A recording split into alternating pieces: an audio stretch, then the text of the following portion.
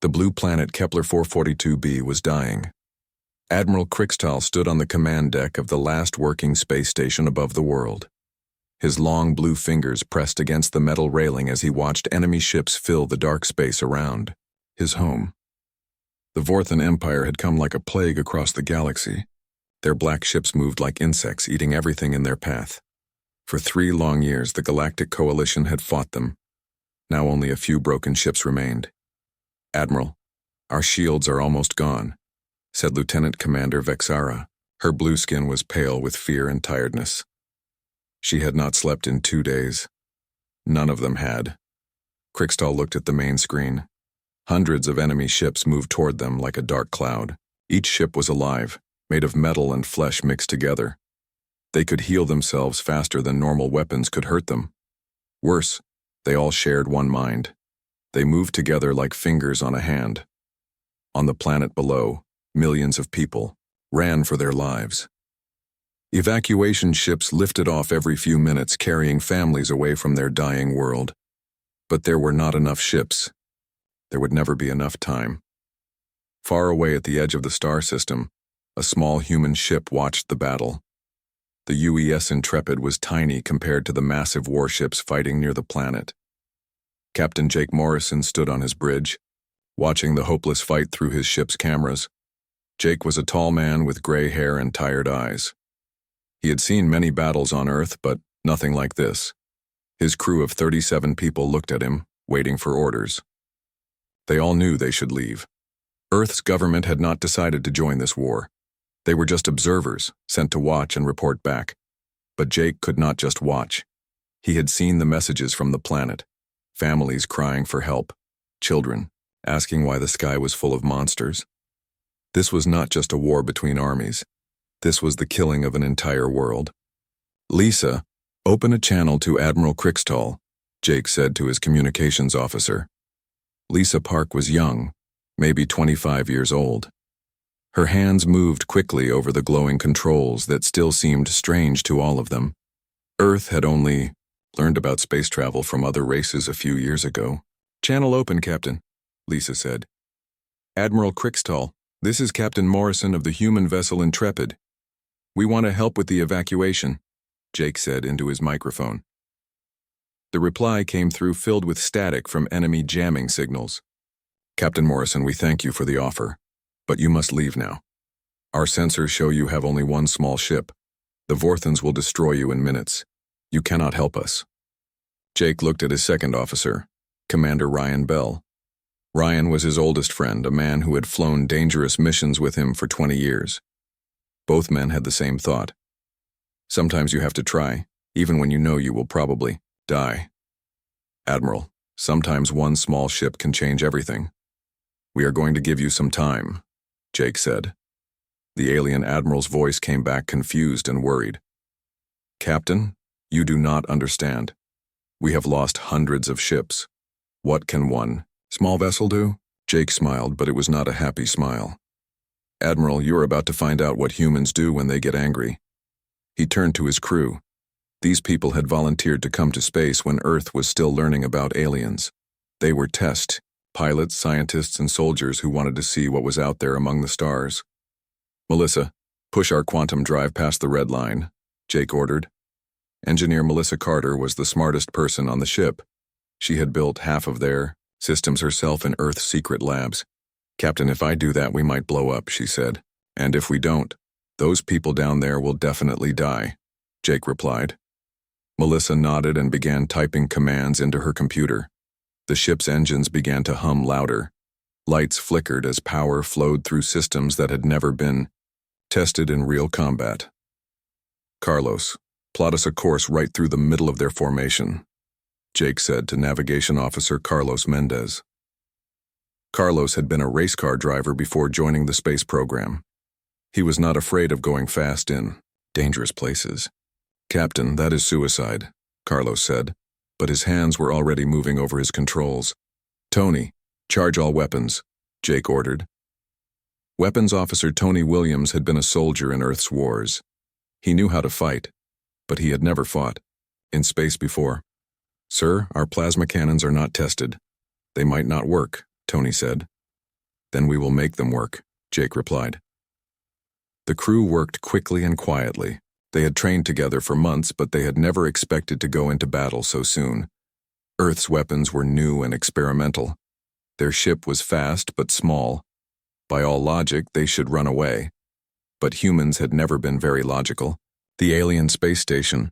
Admiral Krickstahl watched in horror as the tiny human ship accelerated toward the enemy fleet. "What are they doing?" he asked his officers. "This is madness." The Vorthan ships noticed the human vessel approaching. To them, it was like a mouse challenging a pack of wolves. Their shared mind calculated that this small ship would be destroyed. In seconds, they barely paid attention to it. That was their first mistake. The Intrepid moved faster than the aliens expected. Melissa had pushed their engines far beyond safe limits. The ship screamed through space, its hull glowing from the stress. Carlos flew between enemy vessels like he was racing through city streets back on Earth. "Target the big one in the center," Jake ordered. "Captain, that ship is 10 times our size," Tony said. "Good. Bigger target," Jake replied. The human ship dove toward the massive Vorthan command vessel. Enemy weapons fired at them, but Carlos spun and twisted the ship in ways that made no sense to alien tactical computers. He flew like he was drunk, changing direction for no reason, making turns that should have been impossible.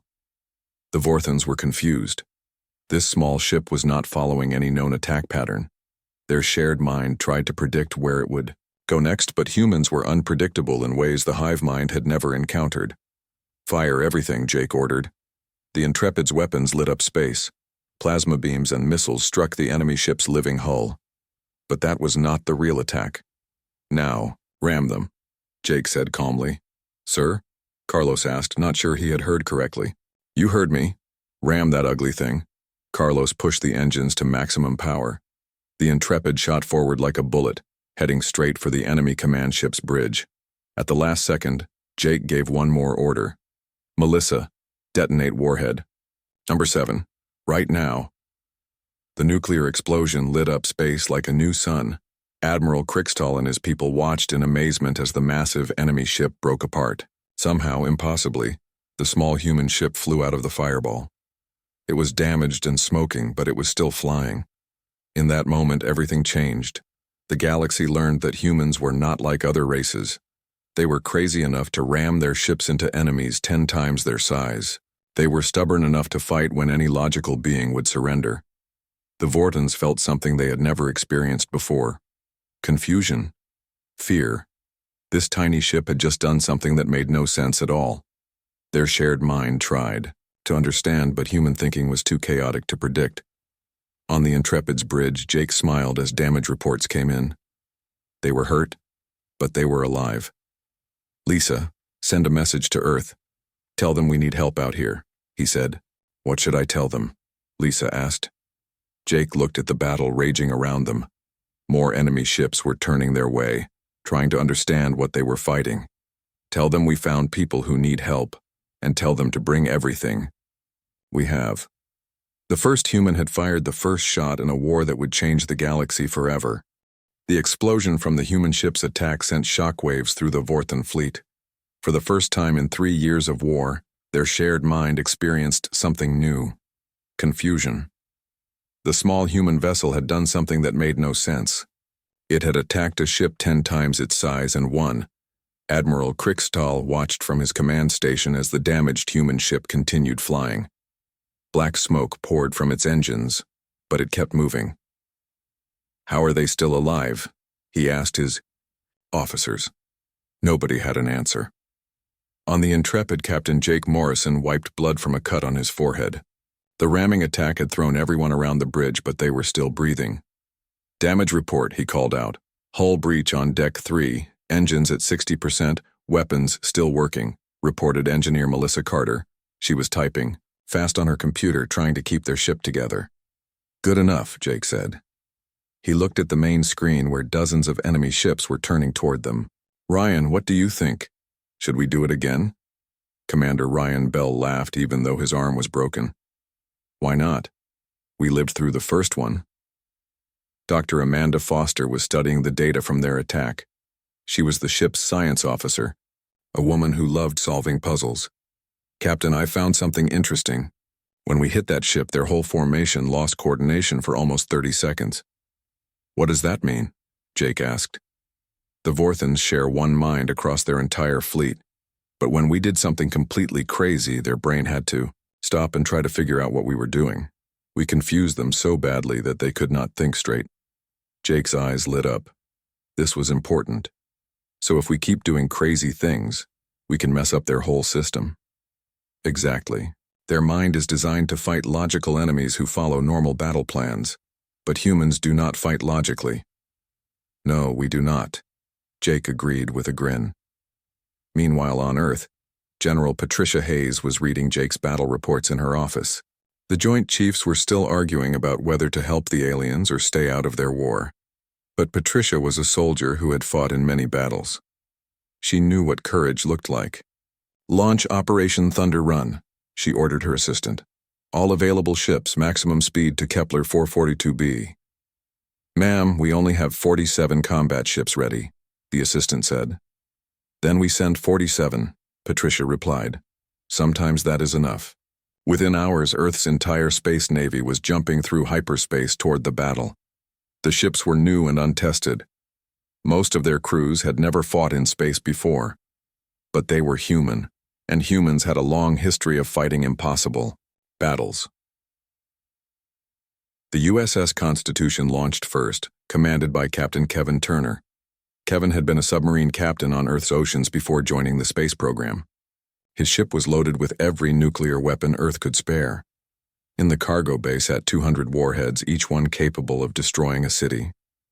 "Sir, are we really going to use all of these?" asked his weapons officer. "Son, we are going to use them like fireworks on the 4th of July, Kevin replied. The USS Liberty followed, with Captain Nicole Brooks at the helm. Nicole had been an Air Force pilot who specialized in hitting targets that seemed impossible to reach. Her ship carried experimental kinetic weapons that fired metal rods at huge speeds. "Ma'am, these weapons have never been tested in real combat," her science officer warned. "Well, today we test them," Nicole said. "What is the worst that could happen?" The USS Defiance came next, commanded by Captain Gary Lewis. Gary had been a Special Forces soldier who knew how to fight dirty when the rules did not work. His crew had trained in what Earth called asymmetric warfare. They knew how to win when winning seemed impossible. Back at Kepler 442b, the Vorthon fleet was still trying to understand what had happened. Their shared mind ran thousands of calculations, but none of them explained the human attack. How could such a small ship destroy their command vessel? Why would anyone ram their own ship into an enemy? The Intrepid was still flying, somehow staying ahead of the pursuing enemy ships. Carlos Mendez was piloting like a madman, spinning and diving through space in patterns that made no sense. Every time the Vorthans tried to predict where he would go next, he did something different. "Carlos, you are flying like you are drunk," Ryan observed. "That is the idea," Carlos replied, pulling the ship into a spiral that should have torn it apart. "If I do not know where I am going, they cannot predict it either." Dr. Foster was still analyzing Vorthan behavior patterns. "Captain, I think I understand how their mind works.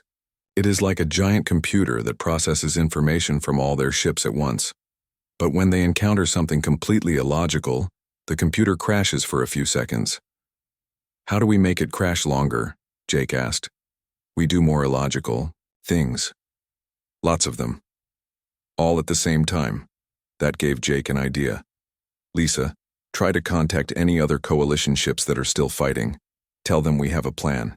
Within minutes, Jake was talking to the captains of 12 different alien vessels. They were scattered across the battlefield, all running low on weapons and hope. "Listen carefully," Jake told them. "We are going to do something that will seem completely insane. But trust us, when we give the signal, I want all of you to stop shooting and start running away as fast as you can." "Captain Morrison, retreating now would be suicide," said one alien captain. "No. Staying here following normal tactics is suicide. Running away in random directions is just crazy. And crazy might work." Before anyone could argue, the first wave of human reinforcements arrived. 23 ships dropped out of hyperspace and immediately began doing things that violated every rule of space combat. Captain Turner's Constitution flew straight toward the largest group of enemy ships while broadcasting music from Earth at full volume. The song was something called heavy metal with lots of screaming and guitar noise. The Vorthon bioships had never heard anything like it. Captain Brooks split her formation and began firing kinetic weapons at empty space, creating a light show that overloaded enemy sensors. The metal rods moved so fast they created small explosions. When they hit space dust, Captain Lewis did something even stranger. He began broadcasting Earth television signals directly at Vorthon command ships. The aliens' shared mind tried to process shows about cooking, soap operas, and game shows all at the same time. The effect was immediate and devastating. The Vorthon fleet, which had moved with perfect coordination for 3 years, suddenly began flying in circles.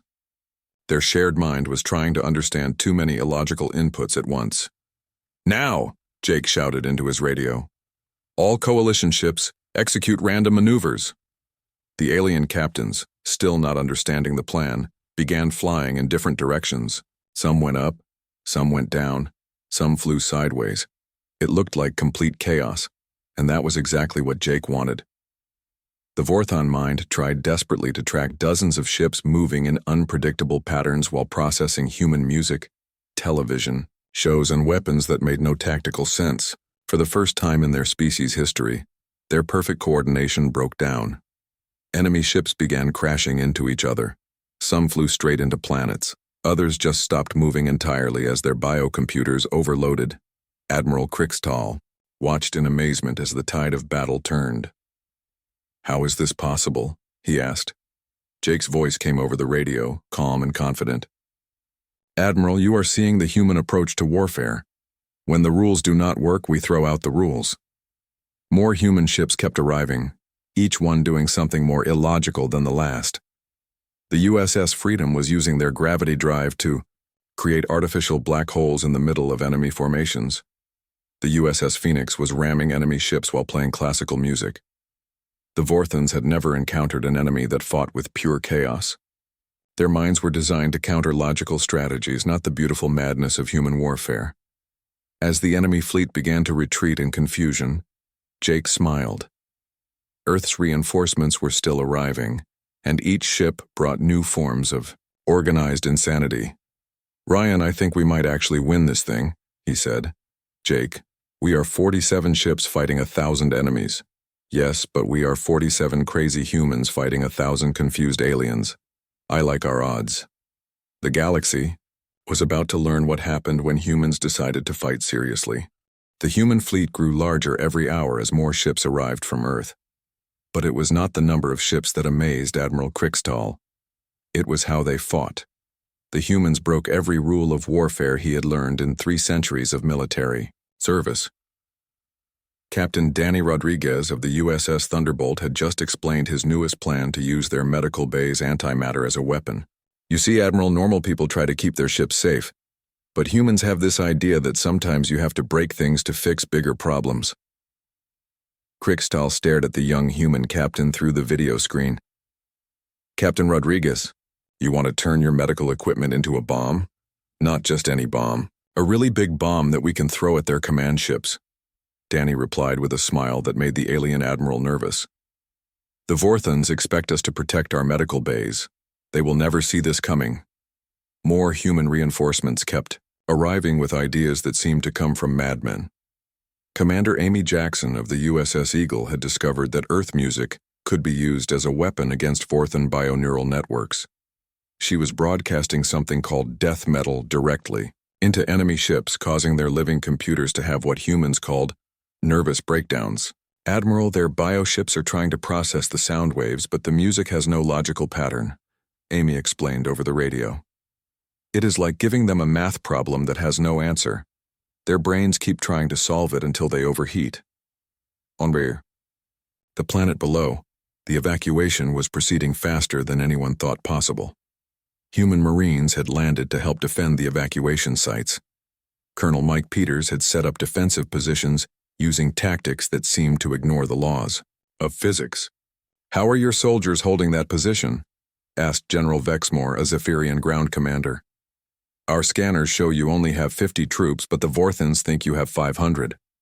Colonel Peters pointed to Sergeant Linda Chen, who was operating multiple holographic projectors while shouting orders in different voices. Sergeant Chen used to be an actress before she joined the Marines. She is putting on the performance of her lifetime.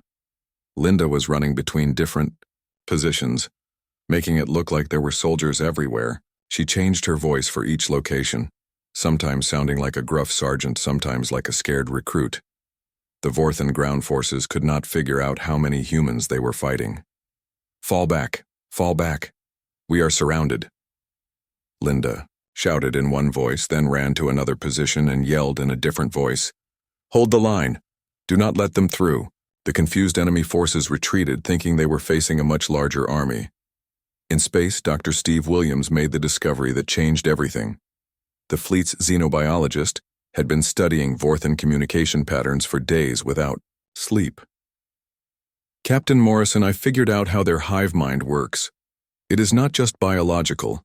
Their consciousness is connected through quantum entanglement across space. English, please, Doc, Jake said. They all share one big brain that spans across the galaxy.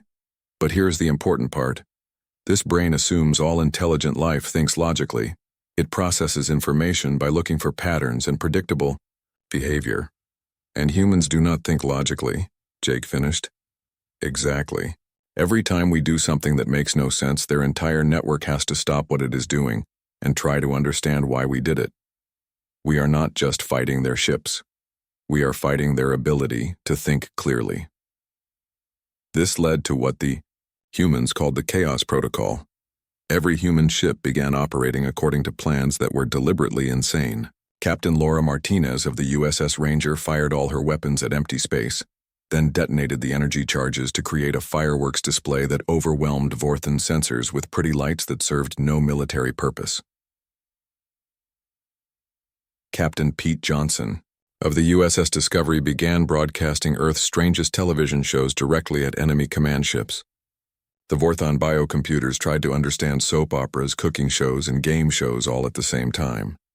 Their shared mind spent so much processing power trying to figure out why humans watched people bake cakes and answer questions for prizes that they forgot to coordinate their military attacks. The real breakthrough came when Commander Helen Torres of the USS Brave realized that human emotions were weapons the Vorthans could not counter. The hive mind had no understanding of individual feelings, personal anger, or the fury that comes from watching innocent people suffer. Helen had lost her brother in the early days of Earth's space program. When she saw Vorthon ships attacking civilian evacuation transports, something inside her snapped.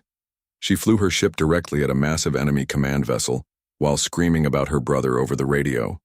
"This is for Tommy, you ugly monsters," she shouted as her ship dove toward the enemy. "He wanted to see the stars, and you killed him before he got the chance." The Vorthan tactical computers had no idea how to process pure human rage. Their shared mind tried to analyze her attack pattern, but there was no pattern. Helen was not following any military strategy. She was just angry, and anger made humans do impossible things. Her ship slammed into the enemy vessel's bridge and exploded, taking out their local command node. But before she died, Helen's emotional broadcast had been picked up by every human ship in the fleet. They all heard her anger, her pain, her determination to make the enemy pay. The effect rippled through the human fleet like wildfire. Every captain, every crew member, every Marine on the ground suddenly remembered why they were fighting, not for strategy or politics, but for the simple human belief that innocent people should not die while they could do something about it. Captain Morrison felt it too. The cold, tactical part of his mind shut down, replaced by something much more dangerous. Human stubbornness. "All ships, this is Morrison. New orders. Stop thinking about tactics. Stop worrying about survival. These things killed Helen Torres, and they are trying to kill millions of innocent people. I want every ship to show them what happens when you make humans angry." What followed could not be called a battle in any traditional sense. It was controlled, chaos, directed fury, organized madness. human ships began attacking in ways that violated every principle of military science. The USS Storm flew backwards while shooting in 3 different directions. The USS Lightning used their cargo bay doors as shields while ramming enemy vessels. The USS Thunder somehow managed to fly upside down while broadcasting children's songs at maximum volume. Admiral Kriegstall watched in amazement as his instruments tried to track the human fleet. "I cannot follow their movements. They seem to be everywhere at once, doing everything at the same time." The Vorthon hive mind was experiencing something like a mental breakdown. Their quantum-linked consciousness, which had coordinated fleets across the galaxy for thousands of years, could not process the sheer amount of illogical input coming from the human forces. Some Vorthon ships simply stopped moving as their biocomputers overloaded. Others began flying in random directions, their navigation systems confused by trying to predict unpredictable enemies. A few actually turned around and started attacking their own allies, their targeting systems unable to distinguish between friend and foe in the chaos. Jake looked at his tactical display and saw something beautiful. The enemy formation, which had been perfect and coordinated for 3 years of war, was falling apart. Ships were crashing into each other, fleeing in panic or just floating dead in space. "Ryan, I think we broke them," he said to his second-in-command. "Jake, we broke ourselves too. Half our ships are flying with systems that should not work, using weapons that should not exist and following orders that make no sense. Yes, but we are still flying. They are not. The tide of the war had turned, not through superior technology or greater numbers, but through the simple human refusal to accept that some things were impossible. The galaxy was learning that when humans got angry enough, physics became optional, and logic was just a suggestion.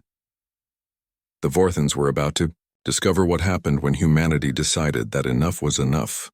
The battle for Kepler 442b lasted 17 hours, but it felt like 17 years to those who fought it. When the last Vorthon ship jumped into hyperspace in confused retreat, the silence that followed seemed impossible after so much chaos and noise. Captain Jake Morrison stood on his damaged bridge, looking at the tactical display that showed scattered enemy vessels fleeing in every direction. The great Vorthon fleet, which had seemed unstoppable just hours before, was broken and running like scared animals. "Report," he said to his crew. "All enemy ships have retreated from the system," reported Lisa Park. Her voice was hoarse from hours of coordinating communications between dozens of human and alien vessels.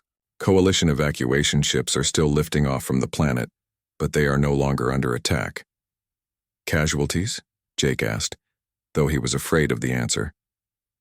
Dr. Amanda Foster looked up from her medical reports.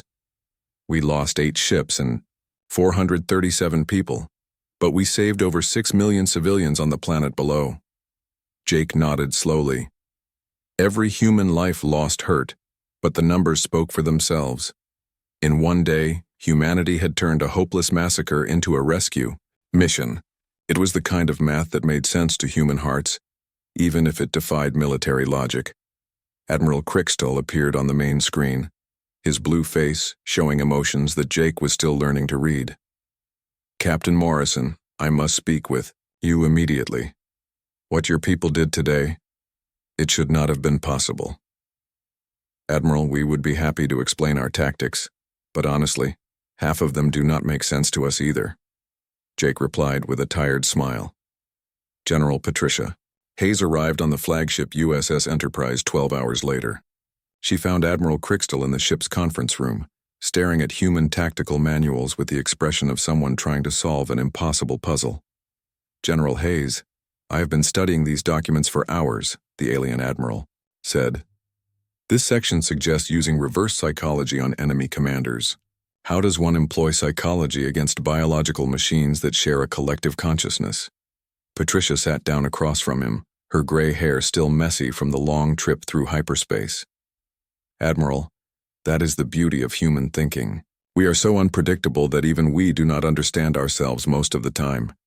But somehow it works." She looked around the room at the mixed crew of humans and aliens working together to coordinate rescue operations. "You know what the strangest part is? We were not even supposed to be here. Earth's government was still debating whether to get involved. but Captain Morrison and his crew decided that some things are more important than politics. The evacuation of Zephyrian civilians continued with efficiency that amazed everyone involved. Human engineers had somehow managed to increase the capacity of coalition transport ships by 30% through modifications that violated several laws of physics, but worked anyway. Chief Warrant Officer Bobby Kim was explaining his modifications to a group of alien engineers. You see, if you reverse the polarity of the gravitational compensators and route power through the backup life support systems, you can fit 50% more people in the same space. But Chief Kim, those systems are not designed to work together, protested a Zephyrian engineer. No, they are not. But they work anyway, Bobby replied with a shrug. Sometimes the best solutions are the ones that should not work but do. Dr. Monica Davis had established field hospitals that treated both human and alien wounded with equal care. Her medical team had learned Zephyrian physiology in a matter of hours, creating treatments that saved thousands of lives. Doctor, how did you learn our biology so quickly? Asked a Zephyrian medic. We made educated guesses and fixed our mistakes as we went, Monica replied while treating a patient. Human medicine is often about trying things until something works. It is not pretty, but it keeps people alive. The sight of human medics working frantically to save alien civilians, with no thought of reward or recognition, became one of the most powerful images to emerge from the battle. Across the galaxy, other species watched the news broadcasts and saw humans risking their lives for people they had never met. Captain Rachel Green of the USS Phoenix coordinated the final mop-up, operations that secured the star system. Her ship had taken heavy damage during the battle, but she insisted on staying until every last civilian was evacuated. Captain Green, your ship needs major repairs. You should return to Earth, Admiral Crixtal suggested over the radio. Admiral, we came here to do a job. The job is not finished until everyone is safe, Rachel replied. Her ship was held together with emergency patches and stubborn determination, but it kept flying. As the last evacuation ships lifted off from the planet's surface, Jake received a transmission from Earth. President Elizabeth Carter's image appeared on his screen, her face showing pride mixed with exhaustion. Captain Morrison, you and your people have made all of humanity proud. The whole world has been watching the news feeds from the battle. Come home when you are ready.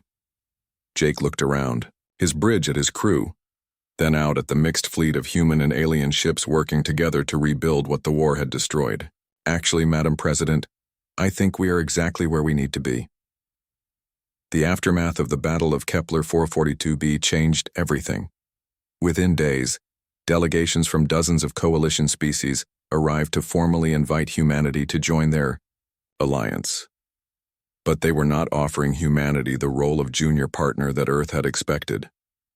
We want humans to lead our military planning, explained Ambassador Thissika from the Centauri Republic. Your people think in ways that our enemies cannot predict or counter. You turned a hopeless battle into a victory using tactics that should not work, but somehow do. Jake found himself appointed as the coalition's new strategic chaos coordinator, a position that had never existed before but suddenly seemed essential. His job was to train alien officers in what humans called asymmetric warfare, though most aliens simply called it organized insanity. The first rule of human military tactics, Jake explained to his new alien students, is that if your plan makes sense, you are probably doing it wrong. The second rule is that sometimes the impossible is just difficult wearing a disguise. Admiral Crixtal stood beside Captain Morrison on the bridge of a newly constructed space station orbiting the liberated world.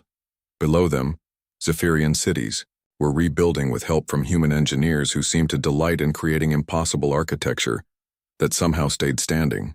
Captain Morrison, I must ask, do all human military operations result in such creative destruction?